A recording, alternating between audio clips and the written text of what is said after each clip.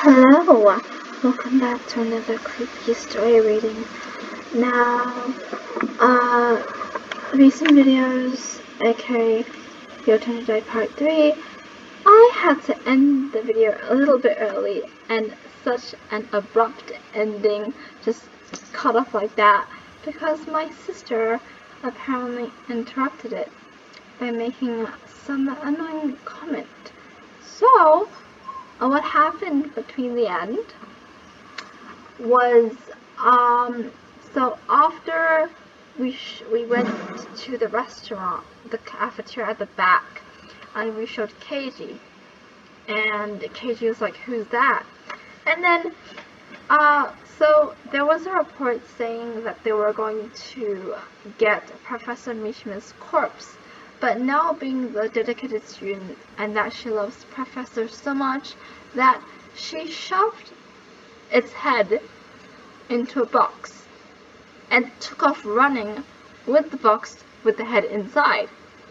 So we ran out, so basically she's trying to resist. So they're like, "You can't resist." So they filled like the room up with gas and everything. So I guess the gas is like kind of like sleeping gas to like detain now, but she ran out before she could even inhale of it. So we ran out with her, and basically we don't know where she went. So next episode, what we're gonna do is we're gonna find out where Nell went, why she took the head, and we're gonna try and calm her down and figure out a lot of things that we don't know what the hell is going on with. Okay, now that we're caught up with what, we're gonna read The Bloody Painter. Now, okay, so now from now on, when I do these podcasts, I'm going to say a brief description of what it is. I'm going to read the story, and then after the story, I'm going to,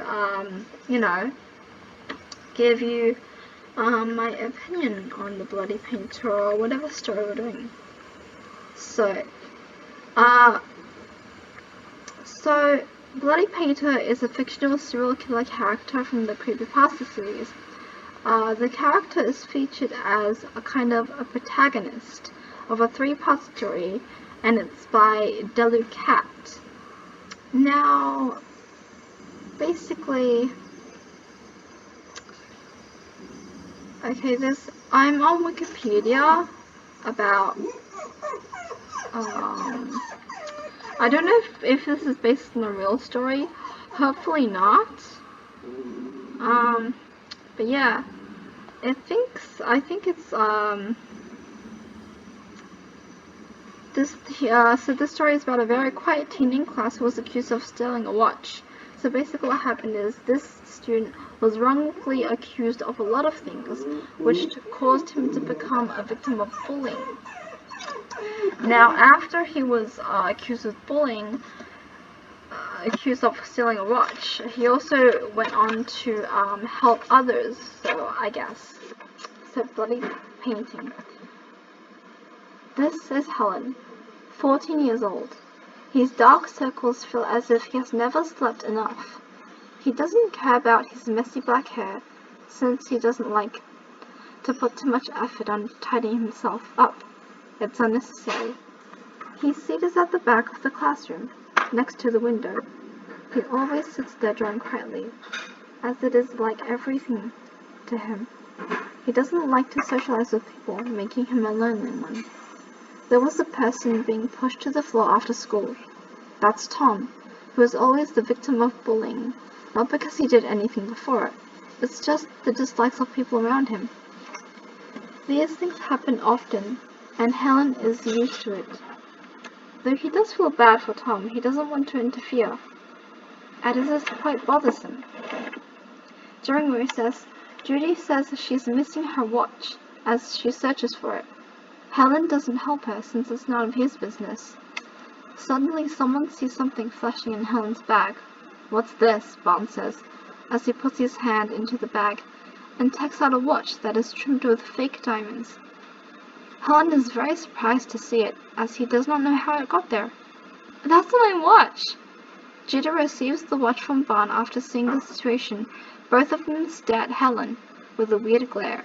"It's not me," says Helen, who is still drawing on his notebook without raising her head a bit.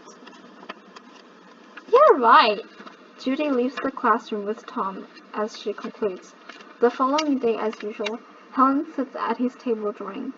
He notices that the atmosphere doesn't feel right around him. People start whispering about him, and even a few start calling him a thief. He decides not to explain for himself, as he knows that it's useless to do so. As time passes, Helen becomes the new target or victim for people to bully. Everything he does now is being exaggerated. He doesn't like it, but he doesn't resist. He keeps the feelings in his heart keeping silent. Until one day, Bond came up to him and snatched his notebook, with his unfinished drawings on it. "Always doing these meaningless things," says Bond, as he tears down a few pages of drawing, tearing them into pieces, wanting to see Helen's reaction. At this rate, the feelings that he has been holding burst out. He punches Bond in the face and starts the fight. Helen isn't that powerful, however, so he was beaten up in no time. Other students went to see the fight without stopping it. Some people even stomped him in his face and stomach. Right after the bell rings, everyone stops what they're doing and went back to their seats before the teacher came. Helen returned to his seat as if nothing happened. The teacher enters the room later. "Oh my, what happened?" Helen has so many visible bruises on him that the teacher notices right after she enters the room. Everybody turns to look at him, waiting for him to give a response while glaring at him with a murderous look. "I fell from the stairs, miss," Helen replies, as the glare disappears. After returning home from school, his parents also ask him what happened, and he responds with the same answer: "I fell down the stairs." The blue jacket he is wearing covers all the bruises other than those on his face. His parents believe it without doubts. Usually when Helen's parents ask him about how he is at school, he always says he's fine. He even lied about making a lot of friends, living happily every day. Helen refuses to tell his parents the truth, since he doesn't want to make his parents worry about him. A few months later, he has gotten used to the negative comments about him, and getting hit or humiliated has been a normal event to him. He is completely used to these things now. Who framed him in the first place? Why did the culprit do this? That doesn't matter anymore. Nothing matters anymore now. "Hi, you there?" Helen receives a message from an unknown user on Facebook. "Who are you?" he replies. "I'm Tom, your classmate." Tom has never talked to him before. This surprised him a bit. "What is it?" Helen says. Are you alright?" "It's none of your business," Helen concludes Tom's question. Tom types for a while before coming up with, "Listen, I know how you feel right now. You're in the same situation as I am. I really want to help you, but I can't. Sorry." Afterwards, Tom and Helen text each other for a long time, and Helen feels much better after telling him all the pain and feelings he has been through. He can even joke around with Tom, often using a smiley face to show his happiness. This is the first time he thinks he has made a friend. It is the warm weather in the afternoon. "Coming on the roof after the first period in the afternoon. We need to talk. Don't ask me why," texted Tom last night. Following his instructions, Helen meets Tom on the roof, waving his hand and walking towards him as he says, "Hey Tom, what's up, friend?" I have something to say." "Something important," says Tom with a serious face. "Remember the watch thieving incident?" How could Helen forget about it? That was how he started suffering. Helen nods to show that he remembers. "I was the culprit." Tom looked down, scared to look into his eyes. "What?" Helen was shocked at his answer. "I stole Judy's watch and framed you as the culprit." "Why did you do this?" "So, with you as the new targeted victim, my life was much better," Tom smirks. "It's true. However, that's when everybody decided to bully Helen. They won't bother Tom anymore. He's just like an abandoned toy. For him, that is totally perfect. As long as he keeps silent, he will be able to live his school life safe and sound." He succeeded. The plan was outstandingly perfect. Helen grabs the collar of his shirt, and after pushing him around a bit, they ended up near the edge of the roof. Tom slips and falls from the roof. Helen instantly grabs his hand and tries to pull him back up, but Helen does not have that strength to do so. I'm so sorry, Helen. Tom falls.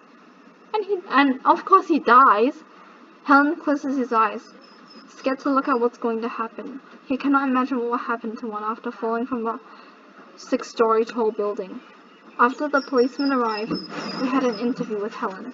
He was too horrified by the accident, however, to even say a word. Once again, Helen becomes the topic of discussion between students. Some people think that Helen pushed Tom off the roof, but most of the students think that Tom committed suicide and Helen failed saving him, because they saw him grabbing Tom's hand before he fell. That night, Helen was crying in his room, crying, shivering, and he cannot stop the guiltiness from going inside of him. He needs to calm down, and suddenly a thought flashed in his mind. It's not my fault that Tom died. He deserved to die. This makes him feel much better, and his guiltiness fades away too. Helen creepily smiles. Tom had had his punishment. I suppose it's time for others to have theirs, isn't it? His cries turns into laughter in the dark. Helen's classmates decided to have a party on the day of Halloween. But it's not to celebrate Halloween. It's just to have their friends come together to party. Of course, Helen wasn't invited to the party. The night before the day of Halloween, Judy and Maggie were texting each other on Facebook. Both of them live in the school dorm, and Judy's room is next to Maggie's. So next we have a text from Maggie to Judy. So I'll use Judy as my voice and Maggie's as another voice. Who's going to come to tomorrow's party? I'm so excited.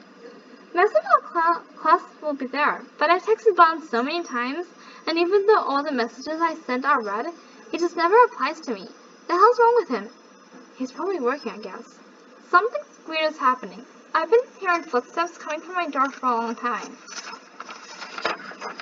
I think someone's walking on the door. Wait, I'll go check. Using the hole in the door, Maggie saw something unusual. Oh my god, there's a guy outside who's wearing a mask and a blue jacket, and he's holding a knife. And all bloody. Fuck, he's knocking on my door now. Oh god, oh god, oh god. Just calm down and find working on something. Protect yourself. He's turning to the doorknob. Good thing I locked it. I'm scared. Maggie? What should I do? Maggie, listen. Save me! Maggie, calm down. Maggie? Maggie? You there? The message is shown to be read, but Judy doesn't see Maggie's response. Suddenly, Judy hears the sound of her room door opening. The instant she turns around, she feels a terrible pain in her stomach. A bloody person who is wearing a mask and a blue jacket bursts into the room and stabs her. That night, all of the students who were in the dorm were murdered. No one knows how the killer did it. The murderer used the victim's blood to paint on the walls of the dorm, with most of the painting being the face of 2 dogs and a big smile. Many of the corpses were being chopped and mashed, possibly to get more pigment. Helen Otis, the culprit, is still missing currently. However, in the chat room where Judy and Maggie texted each other, a message was written that responded to Judy's first message at 9:03. Judy, don't be excited about tomorrow, because there will be no tomorrow. And that's the end of the story. Okay, now up to my personal feeling and my thing. I don't blame Helen. I don't blame him. So at start off, he's just any normal 14-year-old, you know, liking drawing and like just minding his own business. He never bothered anyone. He didn't talk to anyone, but at least he didn't bother anyone. He didn't do anything wrong. And then he was just minding his own business, drawing, you know, haven't finished it yet. And Judy was like, I lost my watch. Somehow the watch ended up in his bag. And he didn't know how it got there, so he's like, it wasn't me. And of course, no one believed him. And after he's being bullied relentlessly, everyone's saying he's a thief, he's disgusting, he's a liar. And then after that, he thought I turned into Tom's friend, and Tom was like, I framed you. That way my life would be easier. And in an attempt to save Tom, Tom still died. So I think my review is, I don't blame Helen. He did everything that he wanted to do. He didn't hurt anyone, and he didn't do anything wrong, and he was just wrongly accused. And I feel like, you know, that's, you can't just accuse someone. So I don't blame Helen. I blame Tom though. I completely blame Tom. But what he did was, he was like, oh, you know what? Tom deserved to die. He was deserved to die. And I'm like, no matter how bad someone is, they don't deserve to die. You can't just say that. Like, nowadays, if you say, oh, you deserve to die, people will totally criticize you. They're just like, you can't say that. That's just not right. If I told someone to die, my parents would kill me. Like, it's just not right to say someone deserves to die. But whatever, like, you also shouldn't accuse someone. Like, it's wrong. It's just plain, pure wrong. And he, in the end, he killed everyone. Like, back in my school days, I was bullied, and I was in, like, a really dark mindset at that time, and what I think was, like, all those people who bullied me, they deserve to die. And I only thought that because my brain, it was in a really dark mindset, and I wasn't thinking right at that time. And now that I had friends, I went to a good environment, I had a lot of, like, positive people in my life, that I no longer think those that bully me should die. I was like, you know what, I'm willing to forgive them.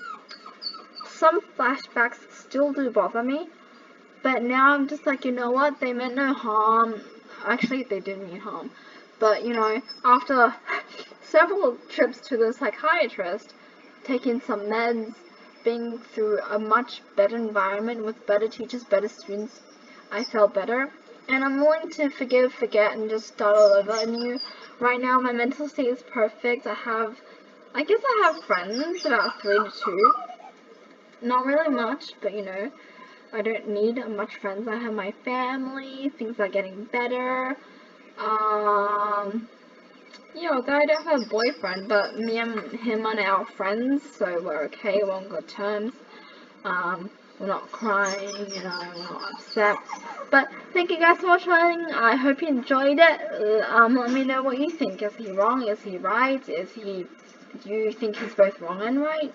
That's probably the most. Thank you guys so much for watching. I'll see you in the next one. Love y'all. Remember, stay creepy and love y'all. Bye-bye!